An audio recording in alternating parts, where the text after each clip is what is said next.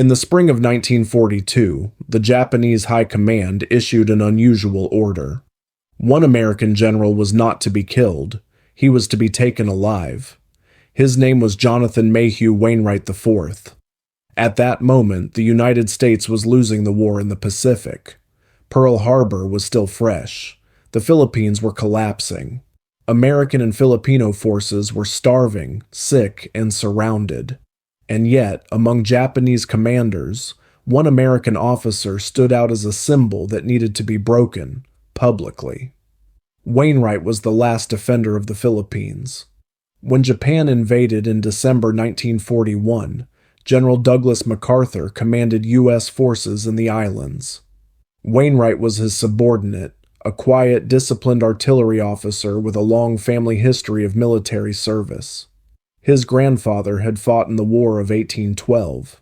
His father had worn the uniform. Wainwright believed deeply in duty, hierarchy, and endurance.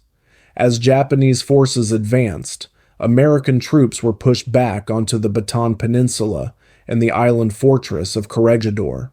Supplies ran out. Food was rationed to starvation levels.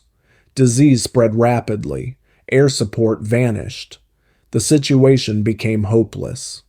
In March 1942, President Roosevelt ordered MacArthur to leave the Philippines for Australia.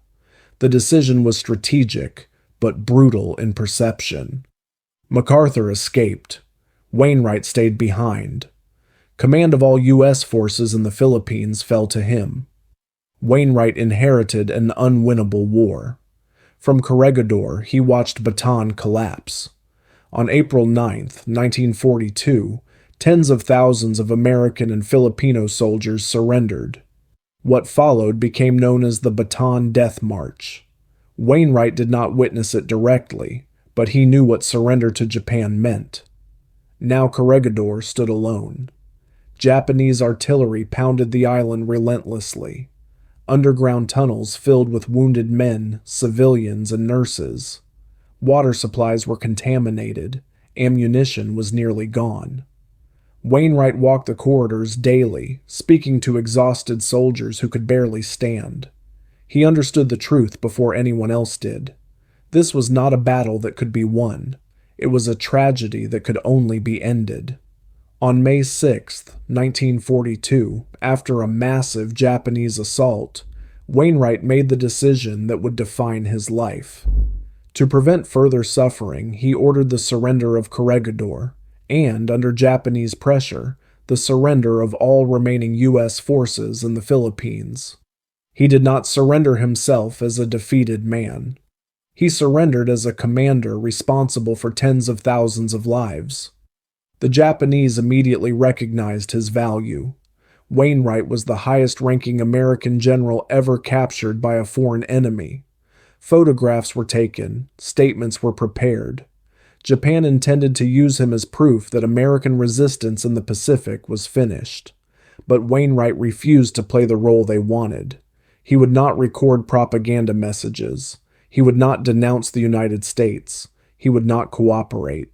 For that defiance, his real punishment began.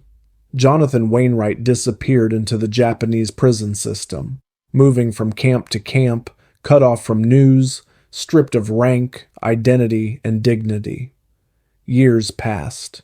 He lost weight. His health deteriorated. He believed more than once that America had forgotten him. Back in the United States, his name faded from headlines, but not from enemy memory. The Japanese never stopped watching him, because as long as Jonathan Wainwright lived, the idea of American resistance in the Pacific was not fully dead. And in 1945, that forgotten prisoner would return, not as a broken captive, but as a symbol Japan never intended to create. Jonathan Wainwright spent the next 3 years in Japanese captivity, and they were designed to destroy him slowly. He was moved through a chain of prison camps across Asia. Each transfer stripped away more of his strength. Food was scarce. Medical care was almost non-existent. Beatings were common. Disease spread freely. Officers were deliberately humiliated in front of enlisted men. The Japanese understood hierarchy, and they knew exactly how to break it. Wainwright was forced to watch his own body fail. He lost more than 40 pounds. Malnutrition bent his spine. His teeth loosened. His vision deteriorated. He developed severe stomach ulcers and recurring infections. At times, he could barely stand. Still, he refused to complain. More importantly, he refused to collaborate. The Japanese repeatedly pressured him to issue statements calling on American forces to surrender. They wanted his voice, his face, his authority. Each time Wainwright said no, he signed nothing, recorded nothing, endorsed nothing. The punishment intensified. At one camp, guards beat him so badly that fellow prisoners believed he would die overnight.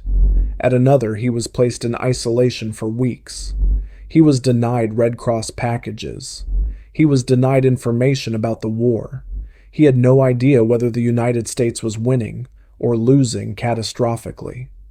For long stretches, Wainwright believed America had been defeated. He believed his surrender in 1942 had made him a symbol of failure. That history would remember him as the general who gave up the Philippines, that his name would be spoken with contempt. What he did not know was that back home the truth was very different. Inside the U.S. Army, senior leaders understood what Wainwright had faced.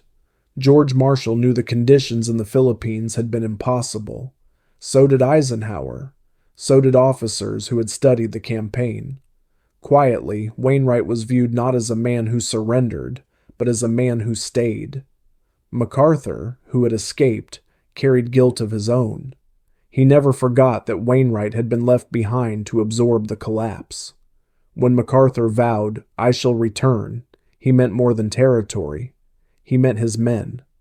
As the war turned in America's favor, Japanese treatment of prisoners worsened.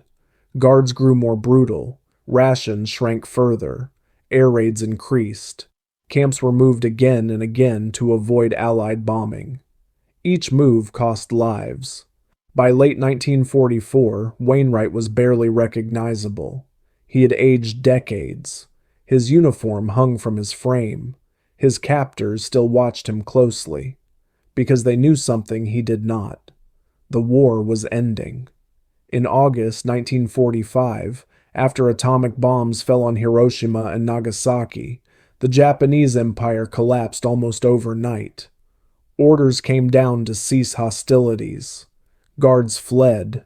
Locks were opened. Prisoners stepped into a world they barely recognized. American forces moved quickly to recover high-ranking captives. When U.S. officers reached Wainwright, they were shocked by what they saw.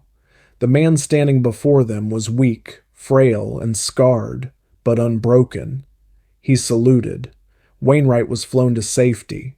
Medical teams worked to stabilize him. Only then did the full weight of the truth reach him. The United States had won. The Philippines were liberated. He had not been forgotten, and his final moment was still ahead.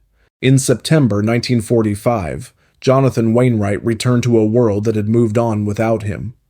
He was taken first to Tokyo Bay, where the formal Japanese surrender was about to take place aboard the USS Missouri. When Wainwright stepped onto the deck, many officers did not recognize him at first. He looked nothing like the general who had commanded Corregidor. He was thin, stooped. His hair had turned white, but when General Douglas MacArthur saw him, everything stopped. MacArthur broke protocol and walked directly toward Wainwright. He took him by the arm and introduced him to the assembled Allied commanders. "This," MacArthur said, "is the man who held the Philippines." It was more than courtesy. It was an acknowledgement of shared history and shared burden. Wainwright stood only a few feet away as the Japanese signed the instrument of surrender. The empire that had tried to break him was ending the war in his presence. For 3 years he had been denied dignity, rank, and voice. Now silently, history returned all of it. But the final reckoning came weeks later. In October 1945, Jonathan Wainwright was brought to Washington, D.C. He believed he was returning quietly, to retire, to recover, to disappear. Instead, he was summoned to the White House. President Harry S. Truman personally presented him with the Medal of Honor. The citation did not mention defeat. It did not mention surrender. It spoke of courage under impossible conditions, of refusal to abandon his men, of leadership in the face of inevitable collapse. America had decided how it would remember him. Wainwright was promoted to 4-star general, a rank he had never expected to wear. The same man Japan had ordered captured alive now stood as one of the most honored officers in U.S. Army history. His story changed how surrender was understood, not as weakness, but as responsibility. Jonathan Wainwright had not saved the Philippines in 1942. That had been impossible. What he saved was something less visible, the lives of men who would have died fighting a battle already lost, and the honor of command under catastrophe. The Japanese wanted him alive to use him as proof that American resistance could be crushed. They were wrong. By surviving, by refusing to break, and by returning at the end of the war, Wainwright became proof of something else entirely. That endurance can outlast victory, that captivity does not erase courage, and that history, in the end, chooses its own heroes.